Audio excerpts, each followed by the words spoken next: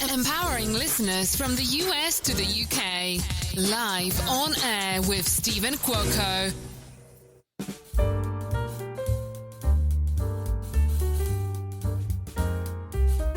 I'm going to start out by saying, if you haven't done it, do it. Why are you waiting? No one's going to stop. Life's not stopping. No one's stopping. The birds are going to chirp. The leaves are going to grow. Flowers are going to shed. Seasons are going to change. You going to do it?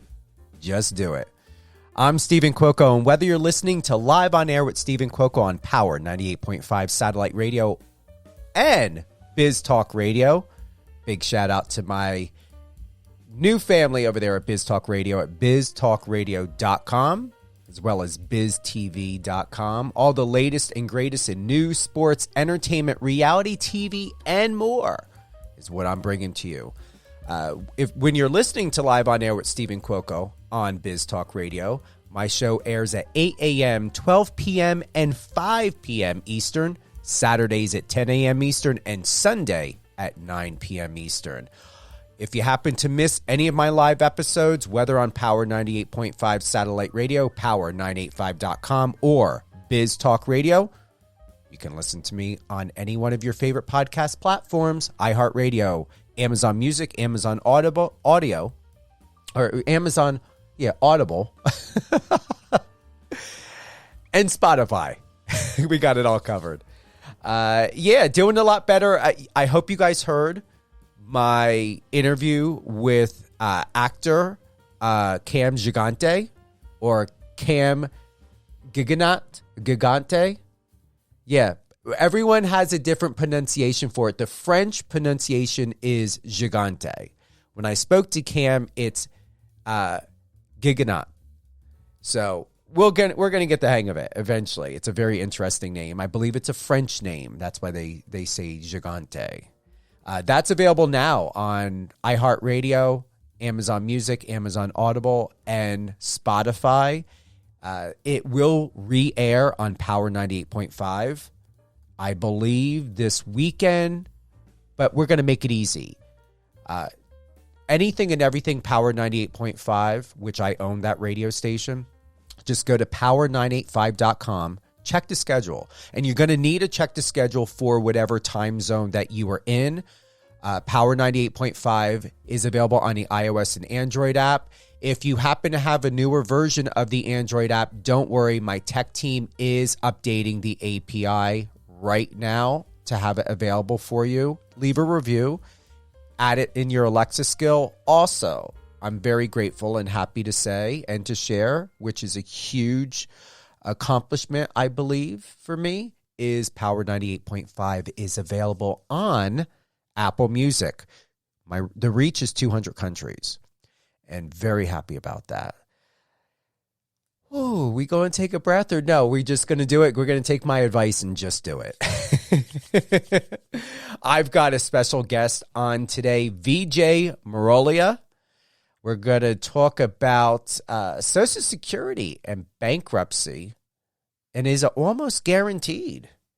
Vijay, what's going on? What's happening in the world of banking? Should we be concerned? It's only February.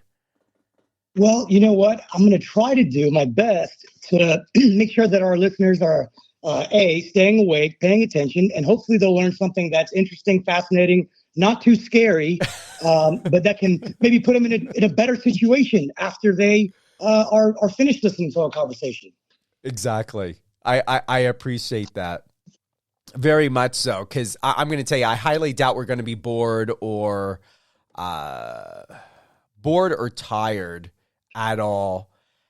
And you've got such great energy. I just want to let you know, I don't know how you're doing with allergy season right now. I had to take an Allegra D yesterday. I was interviewing Cam, and I could just feel the sniffles coming on, and I just took a dose yesterday. I'm up for a dose today, but I cannot stand taking allergy medication, and the only reason why is because I don't like to mix anything. Even if I'm taking a multivitamin, I like to keep things separated.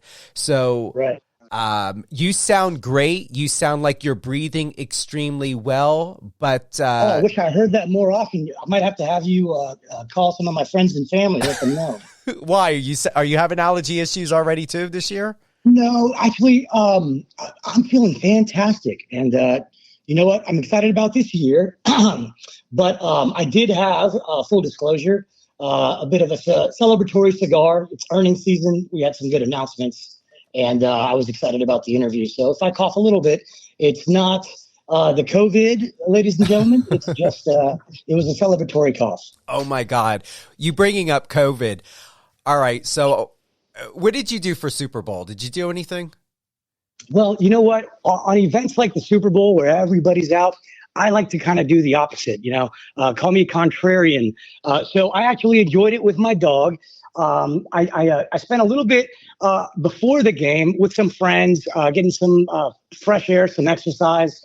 But I wanted to watch it at home in the privacy and convenience and big screen of my home. Hey, I don't blame you. Listen, I would have done the same thing.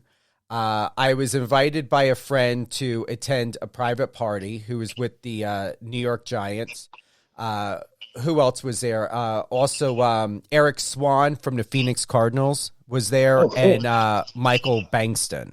So we were having an all-out day social. Now, I'm going to admit, I did not want to take an allergy pill because I thought to myself, how many people get the opportunity to have a private social at a home with some of NFL's legends? And I thought, I'm having a freaking cocktail. I am not popping or taking a Allegra D. And even though I know I'm going to feel good and I'm going to be having that decongestant and everything flowing through me and feeling energized, I wanted to sit back and relax because I knew being in this home and around everyone, being mellow, Steven, was going to work better than hyper Allegra D decongestant antihistamine speeding, Steve. That's funny. Well, and then did you? Was your premise correct? Like, are you yeah, are you I glad mean, you? oh yeah, everybody was chill, but I had a little bit of. I'm not a Scotch drinker, but I had some really killer Scotch. I don't even remember the name of the brand. I should have, but I was so out of it. My nose was dripping, and I was talking to one of the girls, and no one said anything, and I just brought up. I was like, "Dang, I should have taken my allergy medication today." She started laughing. I said. I told her, I said, I was concerned coming because you can't even cough. You can't fart. You can't do anything. And someone's going to think it's COVID. You fart, someone's thinking it's COVID. Well, and you know what? And especially remember a couple of years ago, people were just scared to make any of the natural bodily noises that we need to make just to kind of be healthy and alive. But you know what? Speaking of, because I think you mentioned Scotch. I just recently started let's say, appreciating that.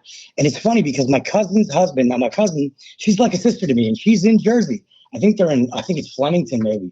But you know what he calls it? He calls it a gentleman's mouthwash. And I think that's a very apt description of what it is and its purpose. It's potent. Like I had to take sips. How anybody can swig it or take more than I would say like my sips are equivalent to the tip of a teaspoon, like not maybe like a dime size. Yeah, VJ. tiny little bit, Tiny. like a bird. Like a bird, Some people drink a teaspoon or tablespoon swig at a time. I'm like, how the heck? Because it's like potent when it hits your mouth and goes down your throat. Well, they're called either young people or aggressive drinkers. I won't use the other term. I used to be one of those back in the day. Full disclosure. Well, no, I mean, I used to be a young person back in the day, but no, shots was never for me. Okay. Shots was never for me. Of course I've done them, but one of the things that I would like to be a little bit proud of is, and part of my job is to spot trends. So, I saw the writing on the wall. This is not going to be good for VJ. So let's stop doing this. Oh. Hey, you're young, you're vibrant, you got incredible energy. Once again, we've got Vijay Marolia. He's with us today. We're going to be talking about Social Security bankruptcy and is it almost guaranteed? Give us a little bit of a backstory. What is your expertise? What specifically are you specializing in, Vijay? Well, right now I'm a wannabe author, but over the last 24 years, I've been in financial services. I was a CFP, certified financial planner. I don't do financial planning anymore. Today, I'm a fund manager, and I'm trying to write more, teach more, if you will, about things that I think Wall Street is doing a terrible job of making simple. And our education system has pretty much dropped the ball about explaining even the most basic necessary things, like the fact that we don't learn about FICOs or different types of mortgages before we get out of school. That's not really helping anybody, is it? No. And we learned a lot more back in the day about money and finances. I don't even know if these kids or anybody, unless they're going to college, is learning about any of this in school. Well, I mean, either way, I don't know what they're learning because, correct me if I'm wrong, Stephen, but I believe that recently America led the world in number of people that think the earth is flat per capita. That's not something to be proud of, is it? I was talking to somebody, what was it? It was at one of the Super Bowl events. Yes, it was. I met a school teacher. He was interning for Telemundo. And I was just getting this vibe and just feeling what he was saying. And I shared with him a suggestion of how I felt what he could do as a teacher and a potential journalist in media for his students. So I knew that we were meeting at the perfect time, and he thanked me at least 3 times. And I said, well, we were meant to meet so you could hear this message. And I was like, this is what I do when I take Google, Chat GPT, put it together. That's how my brain works. So even if someone's not asking me a question, I take in the information, and then my brain will just process, and I'll come out with like brilliant ideas. And that's what I shared with him. And I said to him, or we were talking and sharing, VJ, about how teaching and education is today. I said I had the luxury where I was able to take acting classes in high school. I took debate in high school, and then I took it in college. He's like, they don't teach acting classes. Kids don't have debate anymore. No, they don't. Well, that's one good thing about New Jersey. Great schools up there, amazing schools up there, right? Of course, but still, like, I think it's all over, isn't it, VJ, to where they're cutting out a lot of stuff in academics? Oh, they're cutting out what I would consider to be some of the most important things, which should be, well, here's what's going to help you further yourself towards the goals that you have. And everybody has their own unique goals, as they should.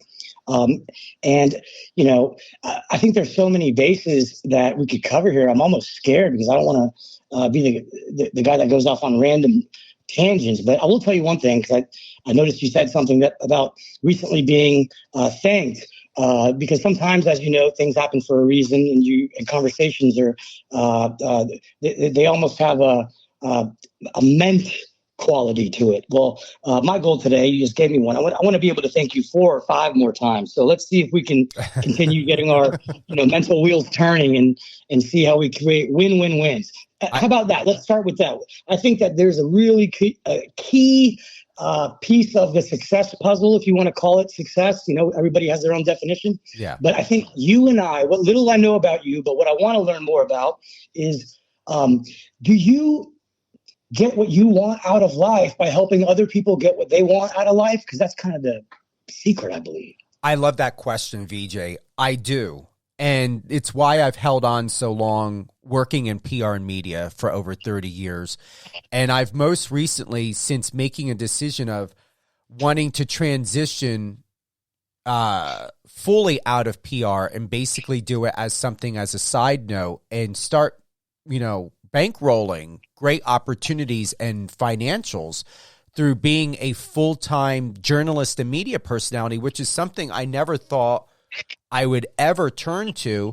But then, I'll be 50 in April. Nothing about my life or in my life has ever been planned. I've done more things unplanned. I think I misheard you, Stephen. I think you said 50. That's 50. Did you carry an extra one? Come on. Are you talking about human years or dog years? It could be both. Yeah, I know. Whatever you're doing, man, keep doing it. My assistant was kind enough to put together a nice little, file. And I figured you were my age. But then again, How old are you? I forget that I'll probably be 50 in 6.5 years now. I'll be 44 in August. You look great. Well, I'm going to tell you this. I went to the dry cleaners about 2 weeks ago, and the one girl, and we've known each other for several years.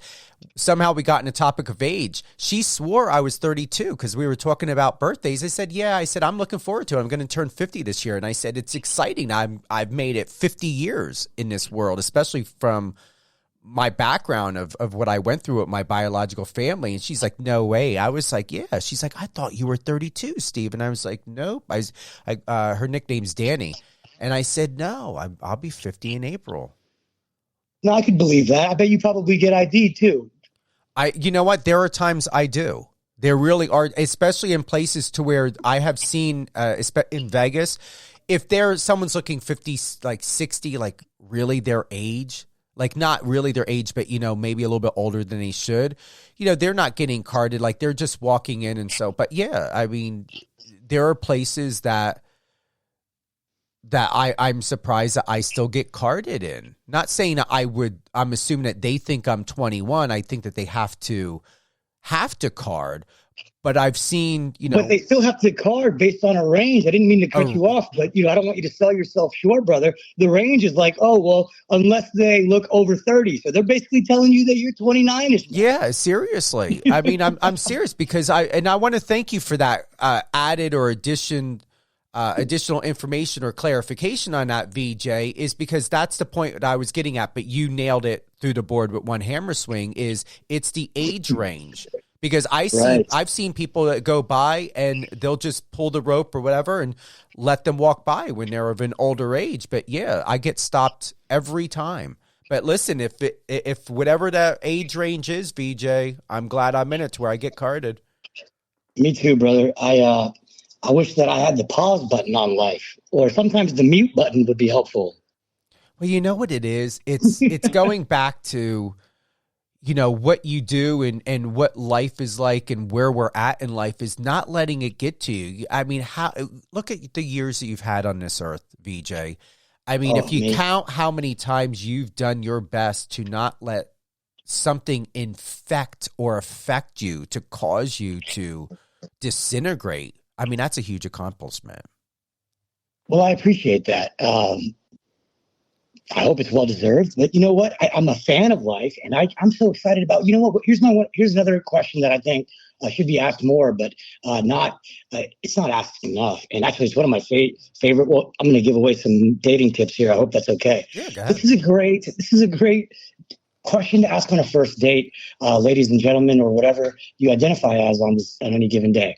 But ask the other person, what are you excited about? That's a good question because hopefully it's taking the conversation to a positive level, and something that might be very important to learn about the person that's responding. Or I guess, looking at the glass half full, it'll tell you how exciting of a life they might have. Mm-hmm. Mm-hmm. What's your favorite question to ask on a first date? Me? Does that even exist? Dating? I mean, people. I'm not kidding. People are ready to go right to bed, right to sex, or that's true. Something stupid. Forgive my ignorance now. I'm not sure if you have a family. I don't have a family yet, but yeah, dating is getting weird, and so I don't know. Are you? You have kids? No, married? Nope. Same. And I'm going to put it on record. We were talking about our animals, and I was sharing with VJ, about my dog and things like that. And I've got no responsibilities. My marriage is to my career. If I'm going to do anything, VJ, I'm going to adopt. And why I want to adopt, because I was adopted when I was 9. So if there's anything I plan to do when it comes to family, is I want to be able to share it forward and to be able to give someone a future the way my parents gave me a future. That's awesome, man. I love that message.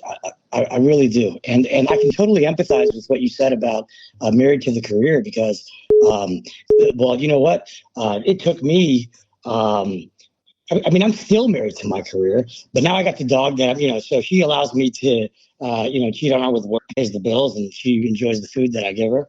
But I'll tell you what, I think that it's important, especially for someone that has, I think, what we do, and a lot of our listeners do, which is ambition or a message or something that they know that they're on the verge of or on a path towards. And it's something that they know that even if they tried to forget about it, they wouldn't be able to. And actually, I think that's a great way to separate the good ideas from the impulse, random, how about, I think Dr. Jordan Peterson might say, separate the meaningful from the expedient. I like that.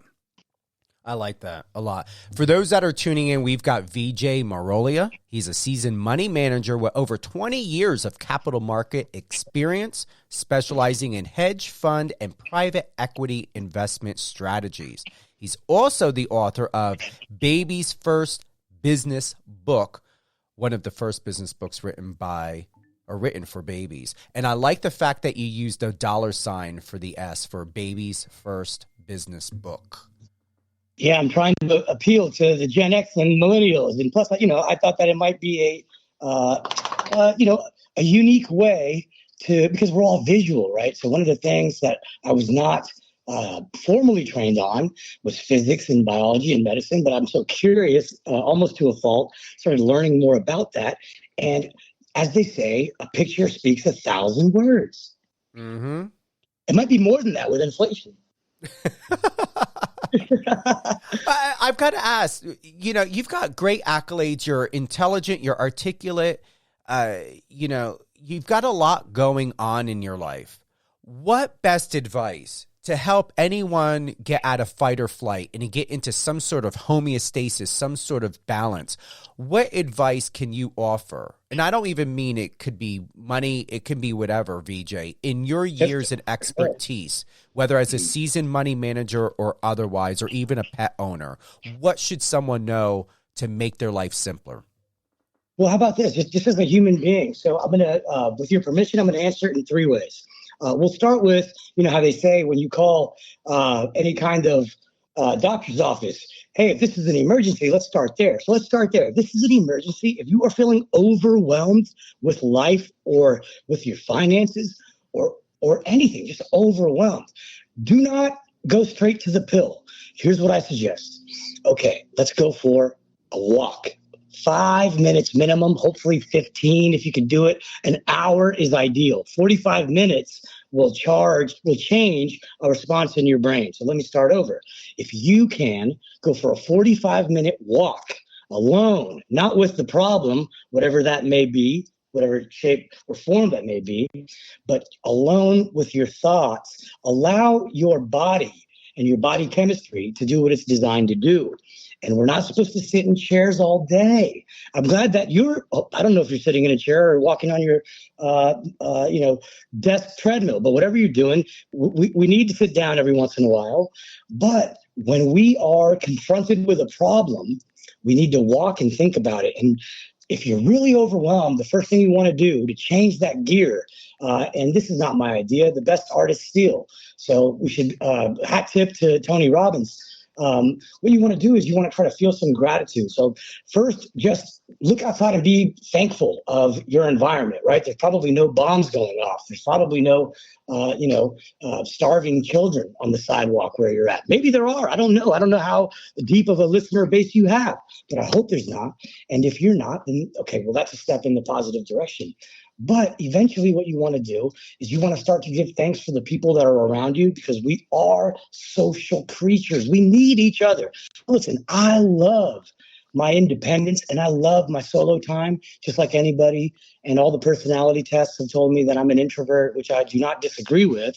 I learned extroversion because I was kind of dropped in the deep end of the pool at an early age, and I'm thankful for that. But I don't enjoy that all the time, which I think my answer to your Super Bowl question would add credence to. But I digress. Coming back to it, give thanks. It's almost impossible physiologically to feel bad and gratitude at the same time. Gratitude is good. So it's hard to feel bad when you feel gratitude. But eventually, after you're done giving thanks, try three different things or three different people or three different things in your environment. And then continue walking. And now you want to be like, listen, what's the worst thing that could happen with the thing that I'm stressed about? Right. And what you'll normally realize is that it's not going to kill you or your loved ones. Deep breath. And then two more and then three more, because now you realize you just turned a mountain into a molehill. Agree or disagree? I don't want to bore you to death, Stephen. No, you're not boring me. I'm listening. This is your time. This is your stage, my friend. Oh, wow. Well, let me take a bow. And by the way, feel free to call my mom. But, what happens is after you give gratitude, you take a deep breath. You already imagine the worst case scenario, and then you realize it's not as bad as it was. Now you really want to getting on the positive side of things. Okay, what can I do to at least take one step closer? The biggest mistake we make, and myself included, and when I say myself included, I don't mean myself included like a long time ago. This is something I struggle with on a daily basis.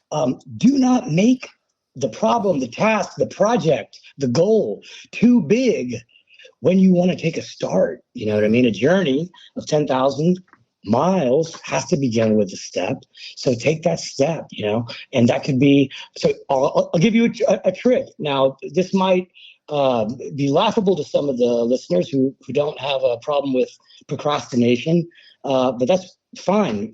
Feel free to laugh. Laughter is the best medicine. Full disclosure, I'm not a doctor. One of the reasons why my parents are not proud of me. Sorry, that's my security guard. Looks like Uncle Bezos has delivered something to the front door. Once again, I digress. Bring me back, Stephen. Where was I? Life. My interpretation of what I'm hearing is about life and balance, and going back to what I shared earlier in the beginning of the show. Just do it. Get to it. Take action. Yes, take action. And you know what? What helps with action is emotion. So, for example, a lot of action requires a certain motion. Well, emotion helps to charge that motion. And so what I do, if I want to work out, I'll put it on something where, for example, I like Hard Knocks, and now I'm seeing all the, I used to identify as an athlete, listeners, okay? And sometimes I still believe I'm one, and that's when I pull a hamstring. But in any case, hold on one second, guys. Let me just make sure that we're not being here. It's okay, Raven. Oh, she doesn't like some of the landscape, guys. No offense, guys. Sorry, listeners, and sorry, Stephen. Hey, Raven, thank you. What? You want to take a coffee break, or okay? Sorry about that. It makes for great radio, let me tell you. Hey, nothing's scripted. Nothing's going to be edited. Come on. Well, this is real life. It is real life. In real life, sometimes the dogs bark. What are you going to do? Yep, I agree. I think you got to pull me back into balance, and just do it. Get it done. Take action. Yes. There you go. So, listeners, you want to imagine a Nike symbol and then the yin yang. So it's balance and then just do it. Mm-hmm. Well, you've done it. You've been featured in Wall Street Journal's Market Watch, Forbes, Reuters, CBS News, and you've given dozens of live TV interviews and more. And we're adding to that because you're having one with me right now for two radio stations, Power 98.5 Satellite Radio and Biz Talk Radio. And I hope it's not the last time, Stephen, because this is okay. Cool. Remember, we've got each other's private contacts. Seriously, you can reach out to me anytime. Anything that you want to talk about, whether it's a book or money, like it doesn't even have to be a topic. It could be something to be like, hey, Stephen, this is what happened in my life today. This is what's going on. Do you think it's something your listeners would be interested in? Because here's the thing, what I appreciate with you. You may have just opened a can, brother. Okay, I hope you don't regret giving me that green light. I know exactly what I'm doing. I think there's so many things that could be helpful and that are not covered. May I ask you this? Have you seen some of the recent data on, well, let's call it mainstream media and the viewership and the growth or lack thereof. Basically, it's been a significant double-digit decrease in a lot of the news media viewership. And I really believe that our viewers want more, and I think they deserve more. Our listeners, our viewers, whatever, our citizens, our society. Well, what it is people, I believe, are done with the over fabrication of marketing and in your face that if you don't buy this, have this, invest in that, then you're a piece of crap. And so what it is, 100%. Everything is tailored for advertising. I just had this conversation with Cam yesterday. I always say this, know where the money's coming from. When you know where the money is coming from, then you're going to know who the investors, shareholders, sponsors, advertisers, how the cult is all linked. That's what you want to know. So, Stephen, hold on. Forgive my ignorance, but is this a show that we can actually get real? Or, I don't know who your sponsors are. Last thing I want to, you know what I mean? No, I don't worry about. Listen, everybody knows that I talk about real news and real topics. I'm not an infomercial.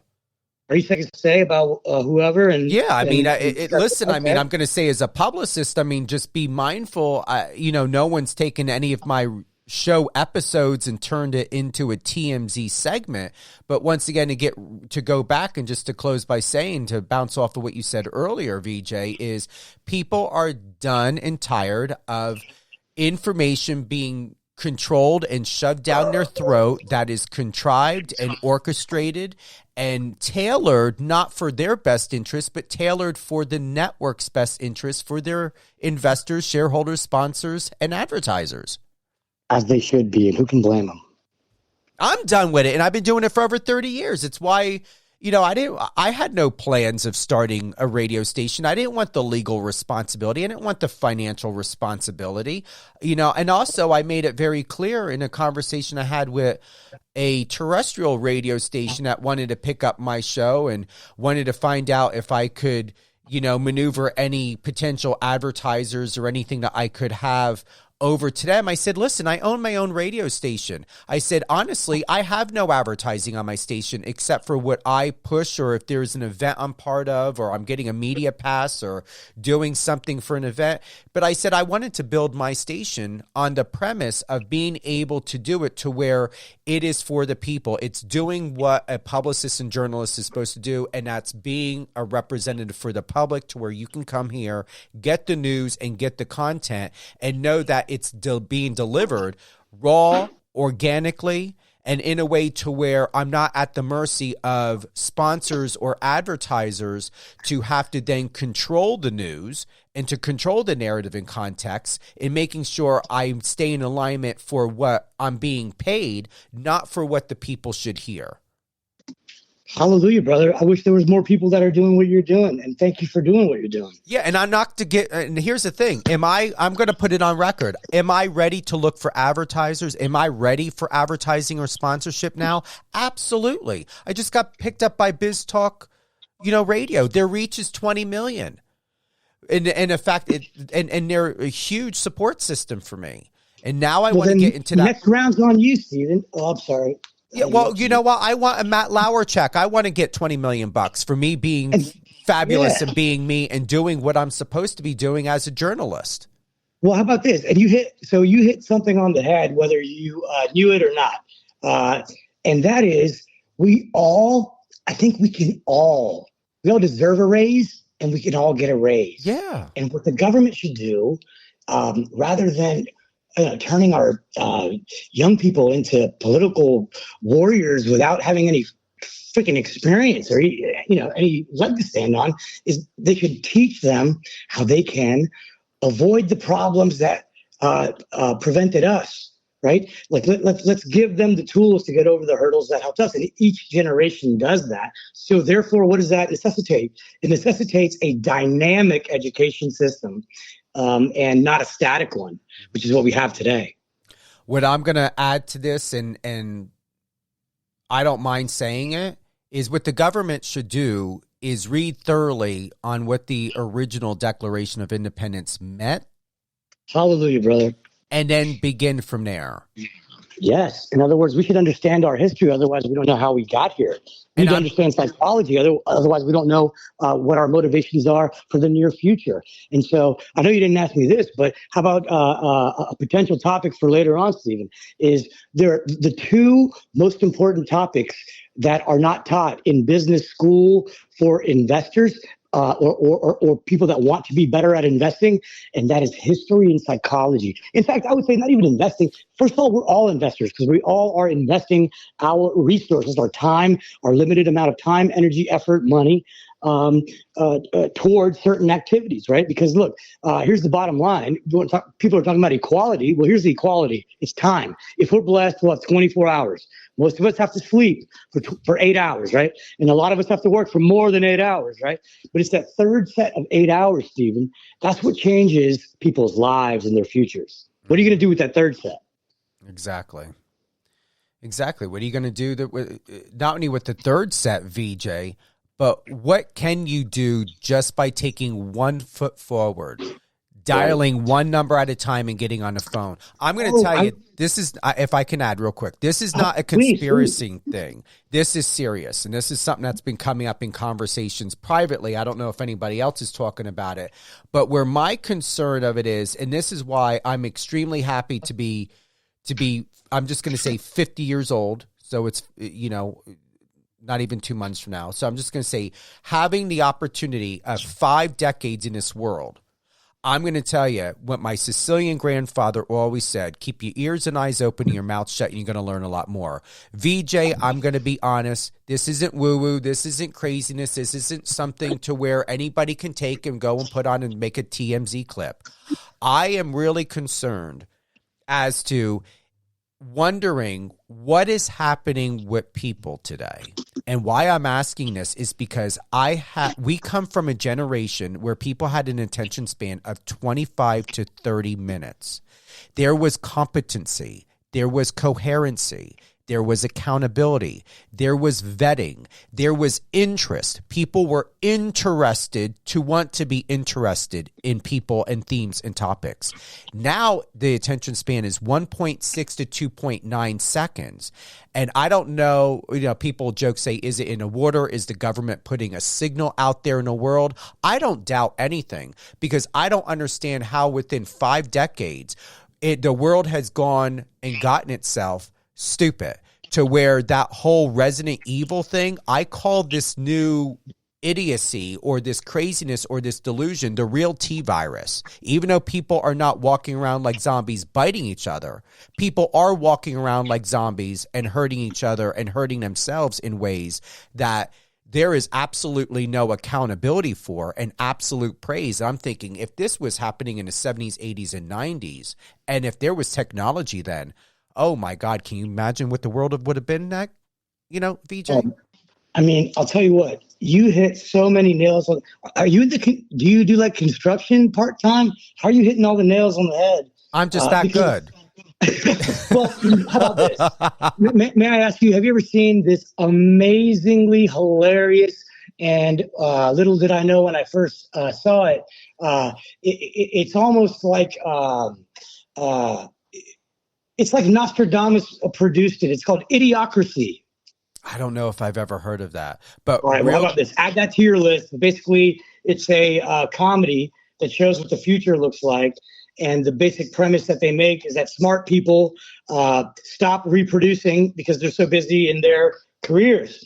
And the only people that reproduce are dumb people. And then politicians get dumber and dumber. And so like the future president is, and by the way, I love Terry Crews, who plays the future president. He's also a world championship wrestler. So how similar is that to our reality, right? We got a president who is a reality TV star.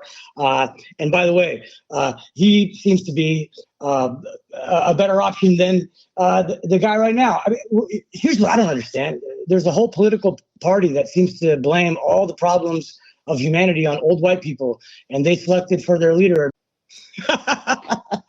World's lost their mind. The world has lost their mind. And Go ahead. Well, I didn't mean to cut you off, but I actually, what if I told you that I have a train of thought that has about 4 or 5 stops, and I'm going to give you my as frank and as honest, and I don't care if I get canceled. I'm gonna tell you exactly all the data, all the history, all the connecting the dots is showing me to answer your question. What's happening and why?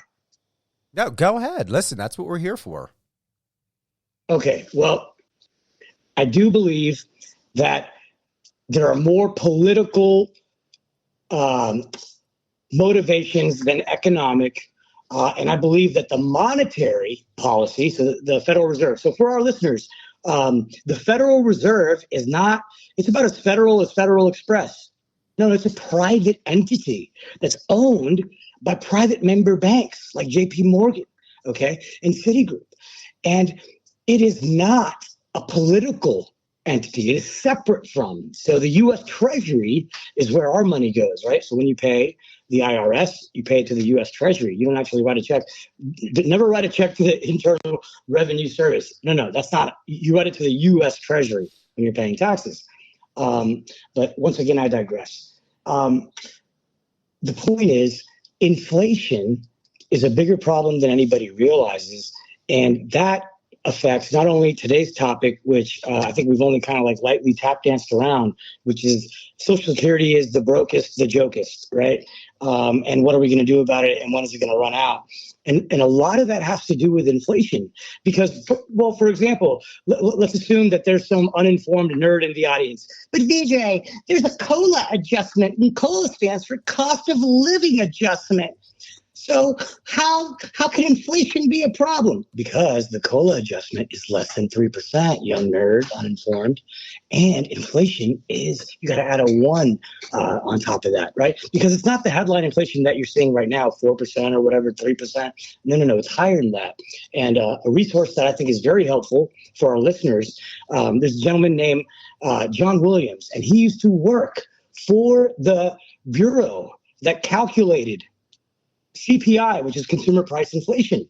And what a lot of people don't realize, and what shocked me when I first learned about it 15 years ago, is that they keep changing the calculation.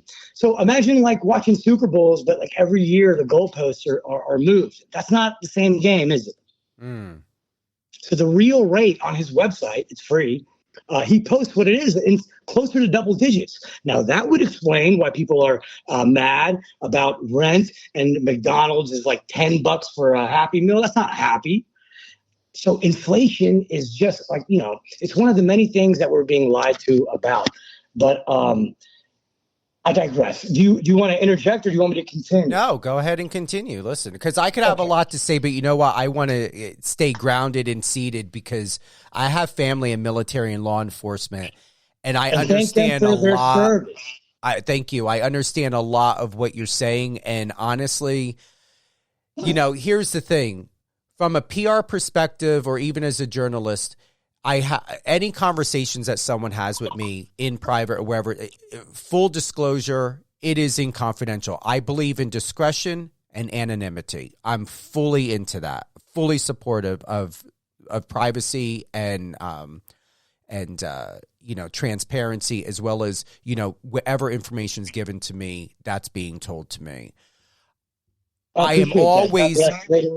Thank you. I always, and I mean that, thank you. I'm always being objective. My legal responsibility is to be neutral, objective, and unbiased, okay? As a journalist. As a publicist, to be fair, honest, disclose all material facts. So even though we're all wanting to be objective and disclose as much as we can of material facts, still there is going to always be a slight situation or opportunity where something subjective can come into play. And once again, I understand, and my whole point is where you're going with this, VJ, objectively. And I have objective thoughts. I just believe and know that anyone who listens to my show or anyone who knows me well enough, that there are times that my objective thought and advice can also come across subjective as well. And I'm just going to be transparent. And since we're talking about transparency here and you're going to be getting into a certain subject, and I don't, it's not planned. I don't know what it's going to be about, is in my true feeling as someone with 50 years of experience in this world, is I truly would love to say things are going to get better. I'm going to tell you 100%. honestly, though, I believe things have gotten worse. And if anyone says that in my objective, in my reality, I'm speaking to Vijay, anyone, if they were to say whether it's equality, economy, rights, politics, I'm going to say, who's writing you a check? And who's paying you to live a comfortable life to say that? Because in a real world, in my reality, with the people that I know, from reality TV to film to everything else, no, things are not getting better. They're getting worse. They're just not publicizing it online. They're not showing the kids that are 4, 5, 6, 7 years old looking like they're just tourists in Las Vegas, but they're really homeless. They're not showing on the news families strolling around newborn babies to their tents that I have seen. They're not talking about how over there in City Hall in broad daylight in San Francisco, drug activities are happening. And police are outside and nothing's getting done. So once again, nothing is getting better. I'm going to say that I'm grateful to be where I'm at and when I was born and what I've had the opportunity to learn and grow into. But I'm going to also say that as much as I believe in prayer, as much as I do my best to have a positive mindset, I am scared that I may not have a future. And I'm concerned that if the people that are younger than me are homeless and can't take care of their kids and animals and everything else. I mean, people aren't even talking about how, shelters, the abandonment of animals have been the highest, even after the pandemic, the highest, because people cannot even afford to take care of their animals. And some of these no-kill animal shelters and places are charging people now to take the animals, and they're not taking them in free anymore. So once again, with all transparency, if anyone tells me that life is getting better, I want to know who their sugar daddy or sugar mama is that's paying them to say that and giving them a comfortable life, because they're not living in reality, not with the rest of the world. I agree 100%. And that's I think that's one of the reasons why a lot of people are not happy with a lot of the, let's call it, the communication coming from the White House, because they're trying to pretend like, hey, look at this chart. You're supposed to be happy. Why aren't you happy? Look at the chart. No, it's not like that. That's not how people think. But you hit, once again, it's almost like you're doing a whole roof construction. One of the things you mentioned is follow the money. So that reminds me of Charlie Munger. Charlie Munger, for our listeners that may not be familiar, he's what a lot of people consider to be the real brains behind Berkshire Hathaway. Berkshire Hathaway is Warren Buffett's investment vehicle and the most expensive stock ever in the history of stocks. And so what Charlie Munger taught me is, if you really want to understand human behavior, you have to understand the human's incentives. And so that's how you change behavior and understand it. And part of that is, yes, like you said, following the money. But then there's also the inverse of it, right? Because one of the other things that Charlie Munger taught me is that you want to invert it. To understand any topic, flip it on its head, and then see how it stands, right? And so the lack of incentives explains a lot of other things. So, for example, I want to make sure that nobody's mad at me after this show. So I'm going to tie it back into Social Security. Why do we have a system that is overpaying on purpose and then hires other people to call and ask money back from grandma? And so what I mean by this is that every single year, billions, I think tens of billions of dollars are overpaid by Social Security to people that are getting pensions but haven't yet reported it. And they haven't figured out a way to, meanwhile, anywhere on planet Earth, I can call an Uber in 30 minutes. And so this is the type of low-hanging fruit that is, right now rotten to the core and causing a lot of financial as well as personal problems, but also so easy to just get rid of it and replace it. But a lot of people don't have, let's say, the political huevos, for our Latin-speaking friends, to do anything about it because nobody really wants to get behind something that's so sensitive. You picking up what I'm putting down, Steve? I do. It makes clear sense, and I'm glad you're saying it because, once again, we're not alone. There's a lot of people that will understand what you're talking about. Well, here's the second stop in the station. Do you know who basically, well, how about this? We'll continue the theme of the huevos, the balls, the root of the problem, so to speak. Not that balls are the problem, first of all. Balls are not the problem. And I don't believe in toxic masculinity. In fact, maybe we need a little bit more because it's not toxic, okay? But you have to have balance, like you said. So you have to have some masculinity. You can't have just a world full of estrogen. It'll be really loud. But in any case, do you know who owns media and has them by the proverbial? Which industry? Or I'll ask it in a different way. Let me ask it in a nerdy research analyst way. Who is the largest financial advertiser for the mainstream media? I should know that, but I'm not going to go ahead and cheat and Google it real quick to refresh my memory. If you know it, drop it. Big freaking pharma. Oh, and that's why we see, and the part that I just learned recently, because here's what I couldn't figure out. And when things I can't figure out, that causes a little bit in the short term an unpleasant feeling. But that's called, wait a minute, why that doesn't make sense. But and here's something else that I hope we can get to later, because this ties into Social Security too. We can call this hashtag disability. Let's define it, because people have different definitions of disability. I hate the freaking word.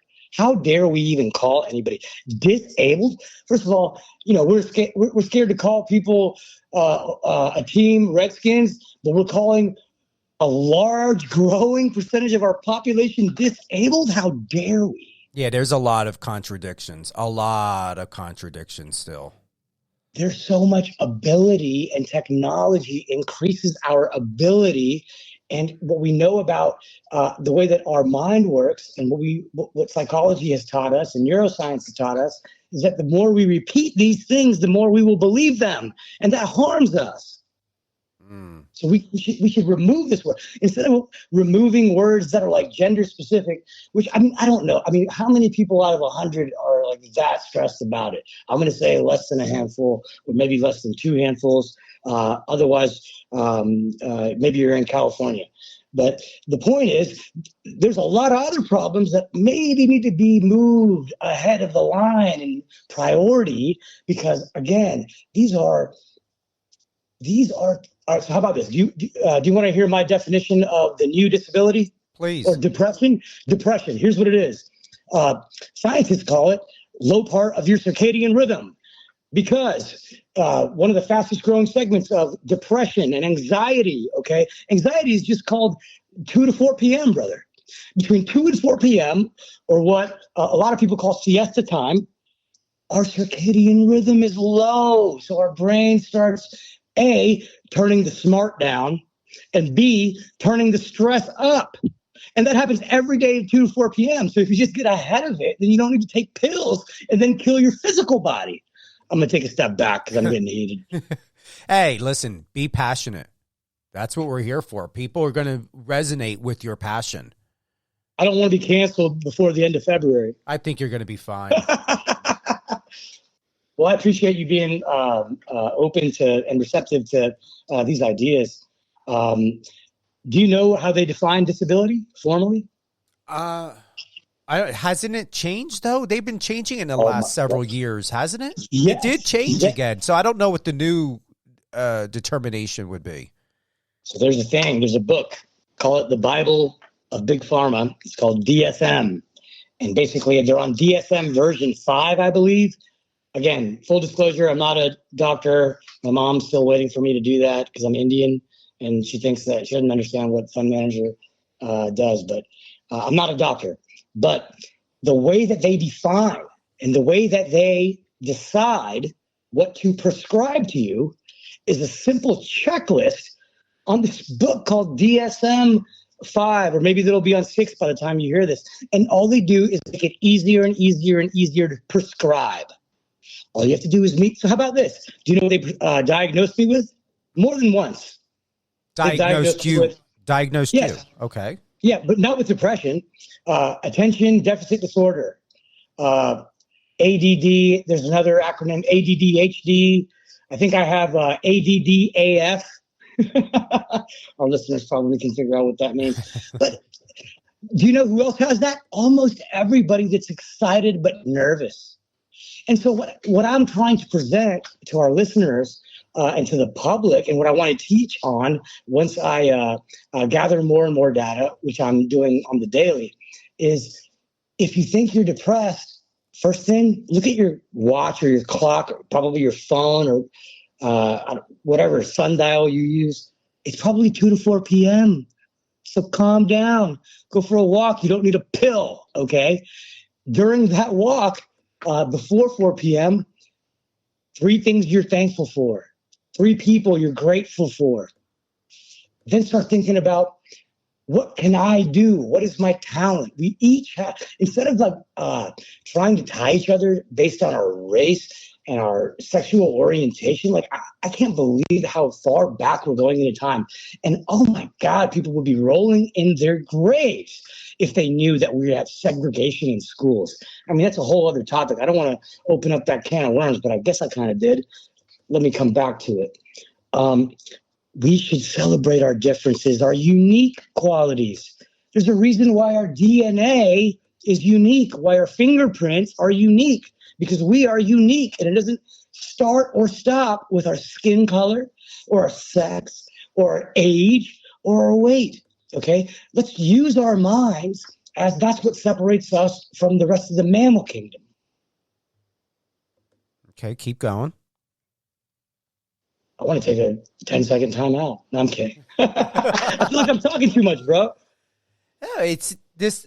Let me ask you this. All right, we're going to do a quick recap. So for those that are tuning in, we've got my new friend, which I can honestly say, Vijay Marolia. He is a seasoned money manager with over 20 years of capital markets experience, specializing in hedge fund and private equity investment strategies. He's been featured on Wall Street Journal's Market Watch, Forbes, Reuters, CBS News, and has given dozens of live TV interviews and more. And he's also the author of Baby's First Business Book. And what I love most, VJ, is I don't know what your other interviews were like on the Wall Street Journal, Market Watch, or Forbes, but this is what real journalism, real media, real conversation, real connection should be about. And what I want to thank you and appreciate you for in sharing in the value of how valuable conversation is because you're free and comfortable to express yourself. We're not living by and owning a controlled atmosphere or telling the listeners and anyone and everyone that's listening to the show and that will listen to the show of a controlled environment that's fluffed and airbrushed and orchestrated. You're being your true self as Vijay Marolia, and I love it. So I hope you're going to continue to take this experience and to be reminded on any and all of your future interviews that as long as you know what you're saying and what you're doing and how comfortable you feel in that, do it and say it. I'm going to be honest. If I feel that you're moving in a direction that is not in your best interest, I definitely will interrupt or, not purposely interject, but just to kind of do a quick reset. But you're on the mark. Well, then you're hired. You're hired, Steven. Yeah. You're on, I need that. You're on the mark, and I feel that you are aware of what you're doing and what you're saying. And I'm most importantly, passion. It goes back to what you had said and shared earlier about media, and we were talking about news. There is no passion in it. It's just, hey, it's 12 o'clock. Are you thinking about 1 o'clock? Yeah. And then after you think about 1 o'clock, let's think about 5 o'clock. Get over it. Enough with the nonsense. Exactly. And that's why we need more people like you that have the courage and that have the calling and that recognize your own calling. and have helpful media and helpful content like this. And if you don't mind, may I end with one quote, which ties passion, which I think both of us want our listeners to at least, if not chase after, then at least start to build, understand, mold, and develop. Yeah, please share that quote. Here's what changed my life. And this happened recently. I call it my creative midlife crisis. It was a quote that said, "We all live two lives, and the second one starts when we realize we only live one." Repeat that again, please. Repeat that again. We all live two lives, and the second one starts when we realize we only live one. When the first 40 years of my life, Stephen, I was living for society and my family. That's why I got into finance, because every time I had a problem when I was a kid, they'd be like, "Oh, that's too expensive." So I was like, okay, I got to figure out this money thing. And then once I learned more about it, understood it, that really led me to so many other paths, right? Because then I had to understand a little bit about, or not a little bit, but a lot, right? About economics, about commodities, about politics, about history, about science, about psychology, about education, about unions. And man, what a journey. And this is the journey that you would think the Department of Education would be interested in. You would think that they would want to have other people join this amazing experience, trained, profitable career, lifespan journey. But instead, man, they're just bickering and fighting. And hopefully we can talk about these topics and others in the future. And I sincerely appreciate not only what you're doing, but your time in helping me discuss what I'm trying to do. No, I appreciate that very much. And it's a true honor to have you on. And I want to, give a big shout out to your representative, David. And Dave Purdy is Dave the man. Purdy. Shout out, Dave. I was like, should I drop Dave's last name? And like, yeah. So Mr. Dave Purdy, and he checked in, and I was like, yeah, we're live on Power 98.5, and it's being recorded, and it's gonna air on Biz Talk Radio, and he's happy and all. So this is exciting. For our listeners, Dave's kind of a big deal, and he has been nothing but extremely helpful to me, for me. And I consider him a friend, and I consider you a friend now too. Digital friend, Stephen, and until we meet one day. You know what? What's awesome is I have always been and still familiar with meeting people through digital, even before the pandemic. And what I appreciate is the fact to where so many people have come to find the value in connection. And most importantly, it's a game changer. It is. I went to one of the private Super Bowl parties, and I met a former NFL player who we have been connected on Instagram for three or at least has to be at least 3, maybe 4 years. We met for the first time at that party that night. I bet you have met some of the most interesting people on the freaking planet. I have, but what's most interesting are these relationships like the one that we're building now. And there are times to where some people, for the most part, some people I have gone never meeting in person as of yet. We still can, but as of yet I haven't. But there have been other times to where it could take years or maybe a couple months. When I interviewed Cam Gigadot yesterday, I've been trying to get him on my radio show since 2019. It took 5 years, but it was worth it. So for our listeners, Stephen just hit the nail again on another thing. I'm telling you, I don't know if you're wearing a tool belt or what kind of gear you got, but listeners, persistence. Yeah. I'm actually, believe it or not, I actually am working on a children's book about this. So maybe offline, maybe I'll pick your brain about it. But listeners, persistence. You cannot give up. I mean, what the media thinks is a overnight success. I think the average time to build an overnight success is like 12 years, 6 minimum. Mm-hmm. What do you think? Right? I mean, Yeah, I've been wanting to get on CBS Big Brother, and I've been submitting my audition tape since 2010. I have a feeling this may be my year. I really hope this is my year. I say it every year that I'm so proud of the audition that I send in. But what's amazing of the confirmation is, unexpectedly, I didn't realize it. I was having a talk with Alan Kleinbile. He's a military veteran. He's in the Air Force. He's also an actor. He's regularly on this, Walker on the CW. He's also an athlete on Power Slap, UFC's Power Slap. And something came up when we started talking about Big Brother. It's like, oh, yeah, they should be taking auditions right now. So I sent him the information to submit his info. And I thought, you know what? I'm going to go ahead and do mine. So I planned it 3 days ago, but it didn't turn out. The energy and the mood wasn't there. And I got this feeling, all right, at least I'm preamping myself and getting myself prepped and ready. And then yesterday I came home from a very busy day and I felt energized, and took me 5 takes, but I banged out what I felt was one of the best audition tapes that I could do for all the knowledge that I know in casting. And my whole point in this is just, it's persistence and paying attention to the signs. So once again, when I was speaking to Alan, Big Brother came up. I went and researched it, went into the database. Boom, they are looking, got the link, and then there we go.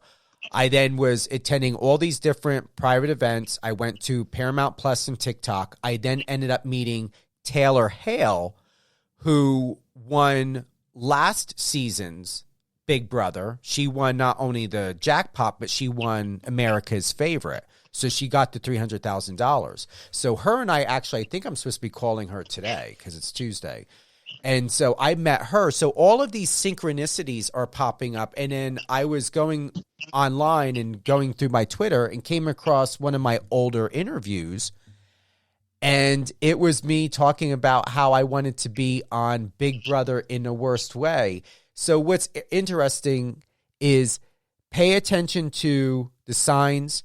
It is very serendipitous. There is nothing by accident. When things start to align, whether it's 1, 2, 3, 4, 5 times, no matter what it is, in reality, my reality, VJ, is it was just me of God, the universe, all the above, my angels, that put me in a place and space this time around to where it wasn't about, oh, I got to get on this show. I'm past that. I'm past feeling the desperate or ambitious or whatever. I'm in this place to where if it happens, it happens. I'm just grateful to be able to be part of the opportunity, not knowing that one day, could be this year, VJ, I could end up be getting a phone call from one of the casting directors over at CBS for the show.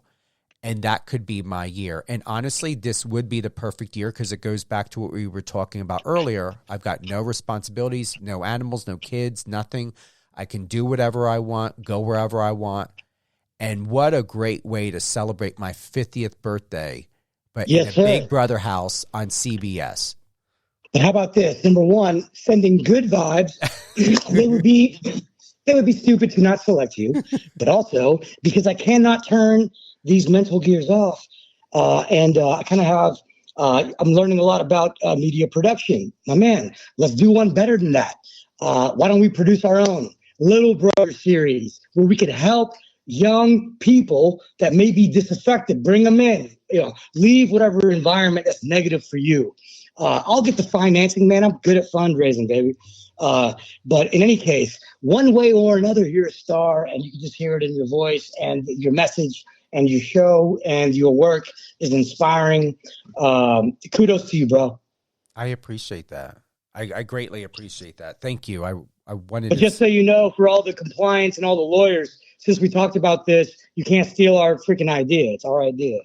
It's your idea. I just, but I understand where you're going with that. And keep in mind, there's always going to be copycats. However, the proprietary information behind the scenes that you'll finish coming up with, they won't know about it. Well, I'll tell you what, man. If this was a roulette table, I'd put a little extra chips on you and your future. And I appreciate the chance to speak to you in the future. Thank you. Are we closing out? Do you feel complete? Is there anything else you want to talk about? Well, how about this? I'll just want to plant 3 seeds. Number 1, guys, never has it been easier to learn. So listen to content like this when you're taking a walk. Watch YouTube videos, attend conferences. I think attending conferences is one of the most underrated investments in your own career. And maybe the most underrated is to read biographies, which is cheap now. Okay. You can read a biography or listen to a biography or borrow one. And that is learning about 3, 4, 5, 6 different subjects at once. So in any case, thank you all for your time. And yeah, man, let's make it a great year. Thank you, Vijay. Just hold on the line real quick, if you could, please. Thank you to everyone who's tuned in to Live on Air with Stephen Cuoco on Biz Talk Radio. And if you happen to miss this episode, remember, you can find Live on Air with Stephen Cuoco on any one of your favorite podcast platforms. Have a great day, everyone. I hope you enjoyed this episode of Live on Air with Stephen Cuoco on Biz Talk Radio, biztalkradio.com. My special guest, Vijay Marolia, is a seasoned money manager with over 20 years of capital markets experience, specializing in hedge fund and private equity investment strategies. He's also the author of Baby First Business Book, one of the first business books written for babies. He is convinced that early education on topics related to personal finance and entrepreneurship is the key to solving the world's problems. He's currently the managing partner and chief investment officer of Regal Point Capital, a fast-growing multi-strategy investment firm. He recently founded Dharma Investing, LLC, to create a fund projects focused on education and entrepreneurship.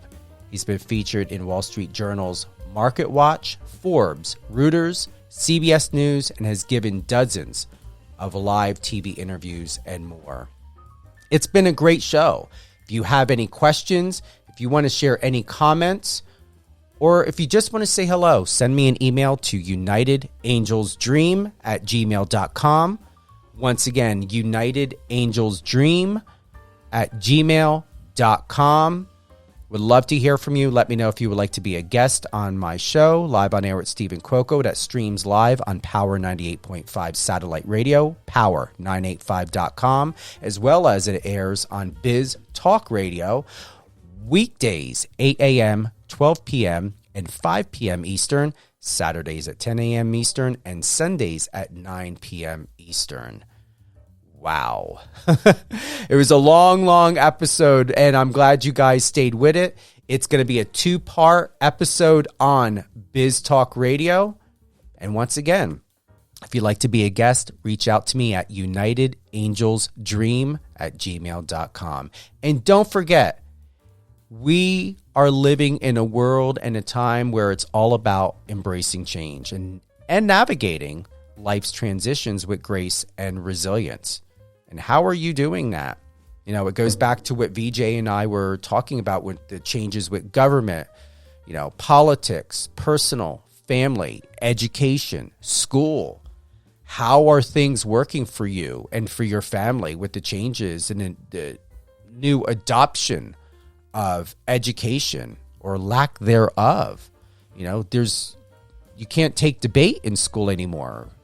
I believe they withdrew acting classes and music classes. How are your kids learning the benefits of interpersonal skills and relationships beyond the phone? Do they ever have the phone not in their hands? Change is an inevitable part of life. We all know this. Yet it often brings with it feelings of uncertainty, fear, and resistance. We're getting a lot of that. I mean, we're seeing what resistance is doing, what it's causing, of how people are responding and reacting. It's all over social media. Where's the balance? So whether it's a career transition, a relationship change, or a shift in personal circumstances, learning to accept and adapt to change is essential for growth and fulfillment. What do you think about that? How are you cultivating a growth mindset, a prosperous mindset? I wake up every morning and I'm like, good morning, God. What opportunities do you have for me today? Every morning. And I like to do it before I get out of bed or the moment that I stand up. What opportunities do you have for me today? Embracing change begins with adopting a growth mindset, which involves viewing challenges as opportunities for learning and development. Instead of fearing change, cultivate a curiosity and openness to new experiences. And recognize that change often leads to personal growth and can ultimately enrich your life in unexpected ways. And what are those? Write those down.